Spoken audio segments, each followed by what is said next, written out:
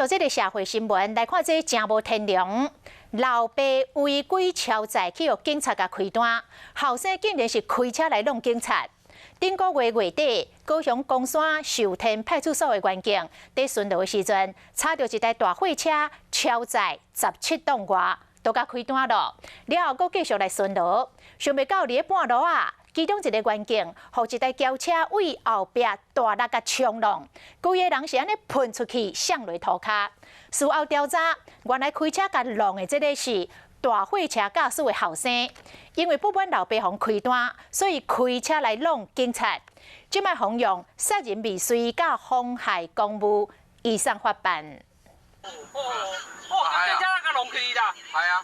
看到车祸瞬间，后壁驾驶惊甲话讲袂出来。原来这台间超轨轿车驶真紧，直接弄到这个员警。换一个角度来看，这个员警被弄到了后，就飞起来，摔落到涂骹，最后忍痛起身了，坐起来。同事看到了，赶紧将车停落来去甲关心。 弄到人的车玻璃破甲敢若蜘蛛网，顺到车倒伫边啊，被弄到员警衫裤拢破去啊，规身躯拢是伤。巡逻路上，然后就被撞飞了，家人当然会不舍，但是这是意外，而不是常态。想起了当时的情形，还佫会惊，也佫完全想袂到讲，这件车祸意外，敢若是有人要报复。他有超载，那我们开出一张46000元计2点的红单。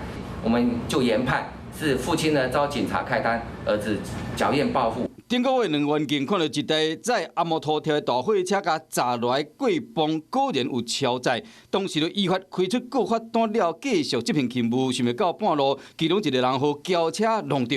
意外发生后，经过调查发现讲，这台货车的驾驶甲轿车的驾驶是爸仔囝，可能是不满互人开单才会犯案。